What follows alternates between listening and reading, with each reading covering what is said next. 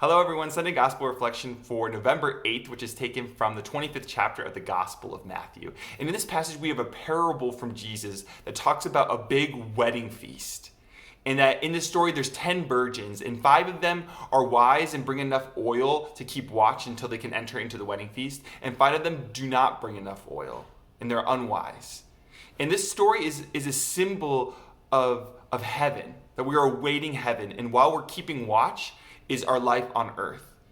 And so while I was reflecting on this, I was thinking, what is the oil that the wise virgins have where the unwise virgins don't have? Like, what is this oil in our lives? And I think there could be many things of what it could be. I think it could be somewhat like the journey of discipleship, like the sacrifice that takes to really follow Jesus. And that is the oil that keeps us lit that while we're awaiting heaven.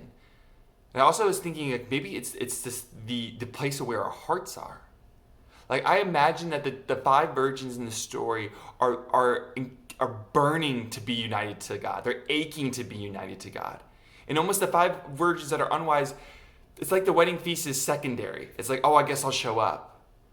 And I think this is kind of how we live our lives too in our own relationship with God. Like, is God just a secondary thing? Like, oh, well, heaven will be there. When we get there, and hopefully I'll be in heaven.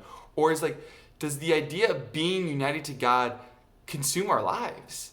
Is it what we live for? Are we willing to sacrifice our lives for it?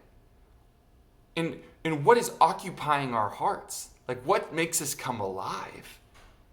Like, is it Jesus? Is it awaiting heaven? Or is it filled with earthly things? Is it filled with vanity? Is it filled with just the cares and the anxieties of this life? It's almost like the wise virgins could not wait to be united to God. And how often do I consider it almost a secondary thing? From all of us at St. John the Evangelist, God bless.